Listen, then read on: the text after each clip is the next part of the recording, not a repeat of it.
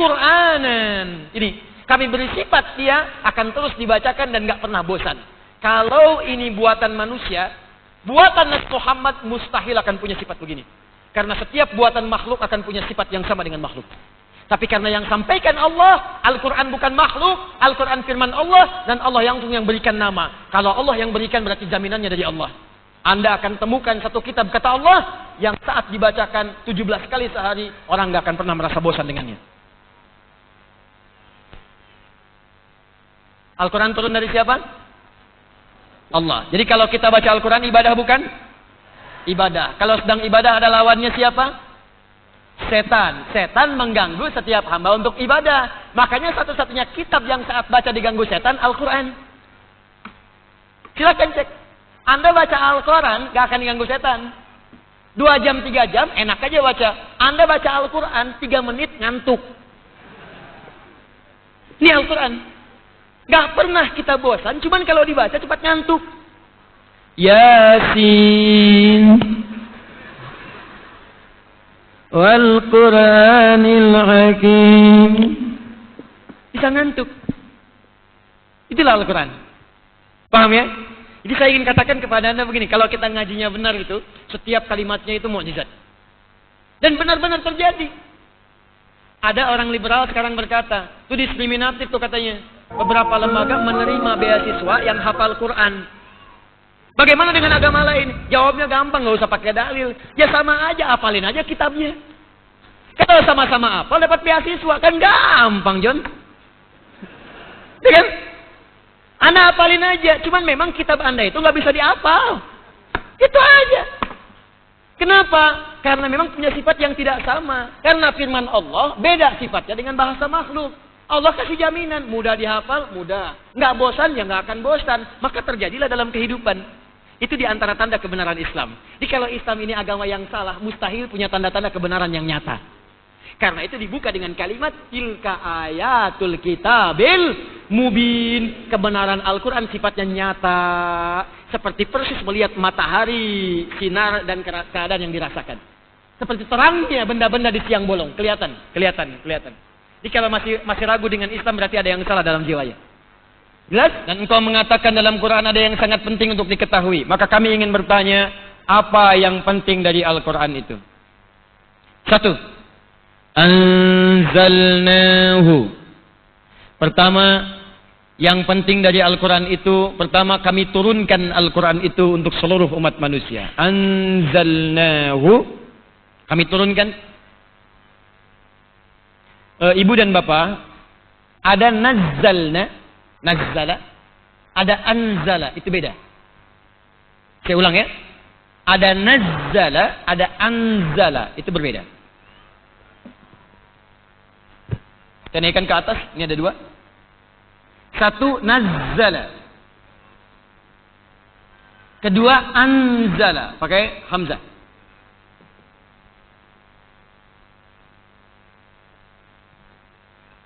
Kalau nazzala itu artinya sesuatu yang turun berproses, bertahap, tidak langsung sekaligus.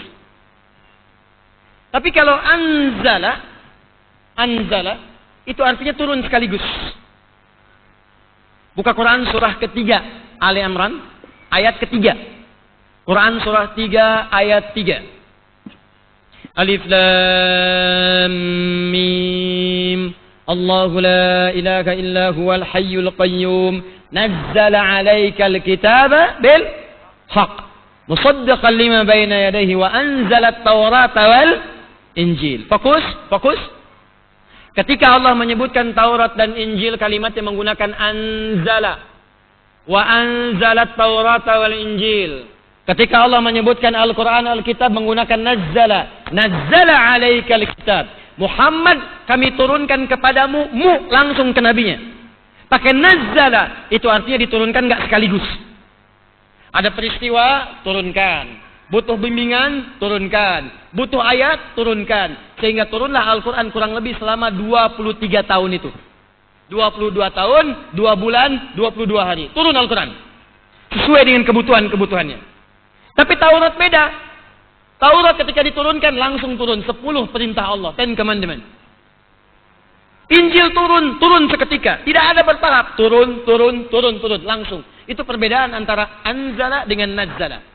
Pertanyaannya, kenapa di ayat ini Al-Quran menggunakan kalimat anzala bukan nazzala? Inna anzalnahu bukan inna nazzalnahu. Kalau disebutkan anzala terkait dengan Al-Quran, itu berarti proses penurunan Al-Quran pertama kali dari Lauh Mahfud ke langit dunia. Belum ke Nabi Muhammad SAW. Di proses pertama dari Lauh Mahfud sudah ada firman Allah, diturunkan keseluruhan dari Al-Fatihah sampai dengan kemudian An-Nas, turun semua di langit dunia. Dia belum sampai kepada Nabi, baru sampai kepada Jibril alaihissalam untuk diturunkan. Turun sekaligus. Kemudian setelah itu, sesuai dengan keperluannya, baru diturunkan kepada Nabi Muhammad SAW. Misal, hari Jumat di bulan Ramadan, tanggal 17, turun kemudian surah Iqra bismi rabbikal ladzi khalaq. Tapi Al-Maidah belum turun, An-Nisa belum turun. Karena keperluan itu turun sebagiannya. Hanya proses turun dari Lauh Mahfud ke langit dunia sebelum turun kepada Nabi, diturunkan keseluruhannya. Persis seperti gini, ada bantuan dari pusat akan turun ke Soreang. Kan biasanya nggak ke Soreang dulu kan?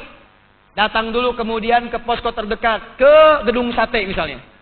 Dari Gedung Sate baru kemudian disebarkan. Soreang berapa wilayahnya? Sampaikan. Jelas? Nah, proses pertama disebut dengan anzala namanya. Proses kedua disebut dengan nazzala namanya. Paham? Nah, yang dimaksud Lailatul Qadar itu bukan saat Al-Quran diturunkan kepada nabinya langsung, tapi saat turun dari Lauh Mahfud kepada langit dunia. Jelas? Diturunkan secara sekaligus. Itu yang disebut dengan Inna anzalnahu fi lailatil qadar. Karena itu malam Al-Qadar tidak ada yang tahu kapan waktunya. Disebutkan Ramadan saja. Kalau waktu pertama ayatnya turun kepada Nabi, semua orang tahu hari Jumat. Jumat 17 Ramadan turun. Apa yang turun? Iqra bismi rabbikal ladzi khalaq. Itu ayat turun kepada Nabi, baru surat Al-Alaq. Tapi kalau kalimatnya menggunakan anzalna, berarti yang dimaksud keseluruhan Al-Qur'annya. Apa yang dimaksud peristiwa ini? Turun Al-Qur'an dari Lauh Mahfud ke langit dunia. Kapan terjadinya? Di bulan Ramadan. Tapi kapan waktunya? Tidak ada yang tahu. Dirahasiakan oleh Allah supaya kita berburu untuk mendapatkan kemuliaannya. Karena itu di malam-malam Ramadan itu Allah kemudian tunjukkan pada kita hanya ada satu malam yang akan bertepatan dengan peristiwa malam turunnya Al-Quran dari Lauh Mahfud ke langit dunia. Malamnya disebut dengan malam Al-Qadar, diminta kepada kita untuk memburunya setiap malam Ramadan supaya semangat kita mencarinya. Begitu Anda mendapatkannya, maka sama dengan pahala di malam itu. Saking tingginya tentang Al-Quran turun ini, fokus. Masih ingat tadi kalimatnya menggunakan inna, pendek atau panjang? Gimana bacanya? Inna. Saking tingginya proses penurunan Al-Quran ini dari Lauh Mahfud ke langit dunia, saking pentingnya turunnya Al-Quran ini, kata Allah, saya hadiahkan siapa yang beribadah bertepatan dengan malam itu, maka pahalanya saya naikkan senilai dengan 1000 bulan, lebih dari 1000 bulan. Kalau sekarang dikonversi 1000 bulan saja kurang lebih 85 tahun. Jadi kalau Anda bertepatan salat tahajud di malam itu, baru 1 rakaat, Allahu Akbar, Bismillahirrahmanirrahim, meninggal, plek, bisa. Itu sama dengan salat tahajud 85 tahun tanpa henti. Malam Al-Qadar. Anda baca Al-Quran di malam itu, bangun, masuk malam itu, baru buka mushaf, baru dibaca, baru surut lagi. Begitu dibuka, nun, plek, meninggal. Itu orang paling beruntung di muka bumi. Sama dengan baca Al-Quran 85 tahun tanpa henti. Siapa yang bicara 85 tahun tanpa berhenti? Nun. Ayo, bisa? 85 tahun. Satu hurufnya 10 pahala. Ramadannya 100. Malam Al-Qadar. Allahu Akbar. Inna anzalnahu fi wa ma adraka ma Lailatul Qadri khairum min. Kalimat di situ menggunakan anzala, sama persis dengan yang ini. Artinya apa? Kata Allah, pertama, kalian mesti tahu ada yang agung dari Al-Quran itu. Keagungan pertama adalah proses diturunkannya Al-Quran. Dia beda dengan kitab biasa. Kalau Taurat, Injil, dia tidak mengalami dua fase. Langsung diturunkan pada nabinya seketika. Al-Quran saking agungnya, aku turunkan dari lauh mahfuz ke langit dunia. Saat ke langit dunia itu, siapa yang bisa mengerjakan amal ibadah bersamaan dengan waktunya, maka aku akan berikan pahala lebih daripada 1000 bulan. Jelas? Jadi proses yang pertama, Al-Quran dimuliakan oleh Allah dengan proses penurunannya kepada Nabi Muhammad SAW. 2. Inna anzalnahu. Anzalna. Jadi saya berhenti di sini dulu. Inna. Sini dulu. Kalau ada kalimat seperti ini, maka pertama ini menunjuk pada aspek pengagungan.